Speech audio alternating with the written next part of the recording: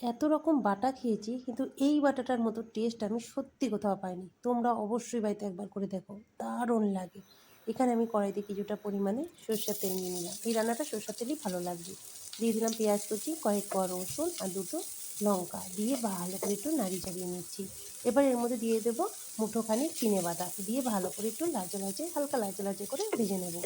দিয়ে দিচ্ছি এর মধ্যে কিছুটা পরিমাণে কালো জিরে, কালো জিরের পরিমাণটা একটু বেশিই দেবে। দিয়ে ভালো করে নাড়িয়ে চাড়িয়ে তুলে নেব, এটা পেস্ট করে নেব।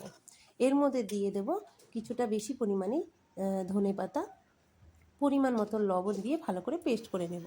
এবার কড়াইতে আবার তেল দিয়ে শুকনো লঙ্কা ফোড়ন দিয়ে আমি দিয়ে দিচ্ছি পেস্ট করে রাখা এটাকে। দিয়ে ভালো করে নাড়াতে নাড়াতে যখন একদম গামাখা শুকিয়ে যাবে তখন এটাকে নামিয়ে নিতে হবে। বন্ধুরা, খেতে কিন্তু সত্যি অসাধারণ লাগে, না খেলে কিন্তু বুঝতেই পারবে না। তাই কালকে রবিবার আছে, সব রান্নার মধ্যে এইটা কিন্তু অবশ্যই রেখো।